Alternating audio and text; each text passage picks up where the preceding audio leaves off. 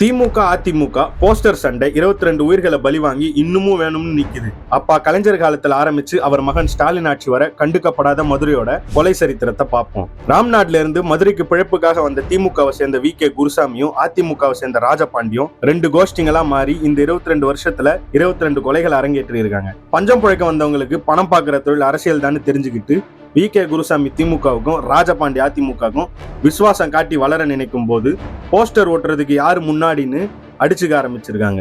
2003 மோதலுக்கு முதலா கோவில் திருவிழாவில் ராஜபாண்டியோட உறவினரான முன்னுசாமிய வி கே குருசாமி ஆளுங்க வெட்டி கொள்றாங்க.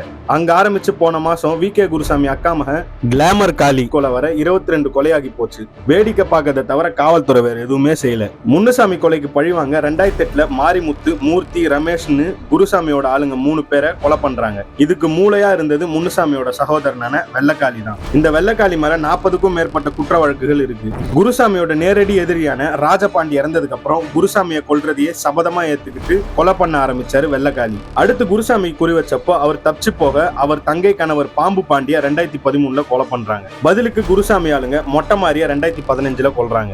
இப்படியே போக 2016 குருசாமி மருமகன் காட்டு ராஜாவை ராஜபாண்டி தரப்பு கொடூரமா வெட்டி கொல்றாங்க. அதுக்கு பழி தீர்க்க குருசாமி தரப்புல இருந்து ராஜபாண்டியோட மகன் தொப்புலிய கொலை பண்ணி போடுறாங்க. பழிக்கு பழி நடக்கும் போதும் குருசாமி திமுக முக்கிய பொறுப்புல தான் இருக்காரு. கடைசியா குருசாமியோட அக்கா மகன் கிளாமர் காளி சிறைக்குள்ள இருந்தே திட்டம் போட்டு தீர்த்து கட்டி இருக்காரு ராஜபாண்டியோட விசுவாசியான வெள்ளக்காளி. தொடர் கொலையை தடுக்க போறோம்னு வெள்ளக்காளிய உள்ள புடிச்சு போட்டா சிறைக்குள்ள இருந்தே கொலையை தொடர்றாங்க. இன்னமும் அடுத்து கொலை எங்க விழுமோன்னு மக்கள் அச்சப்படுற சூழல்ல தான் மதுரை இருக்கு. மதுரை தொழிலுக்கு தான் தூங்கா நகரம். அதை கொலைக்கு பயந்து மக்களை தூங்க விடாத நகரமா மாத்தி வச்சிருக்கு. ரவுடிசத்தை கட்டுப்படுத்த திணறும் காவல்துறைக்கு மந்திரி நம்ம ஸ்டாலின். 22 வருஷமா 22 பேர் தொடர் கொலைன்னு தொடரும் கூட்டத்தை கட்டுப்படுத்த முடியாத கையாளாகாத ஆட்சிக்கு பேரு நல்லாட்சியாம். ரத்த ஆட்சின்னு வேணும்னா வச்சுக்கலாம் பேரை.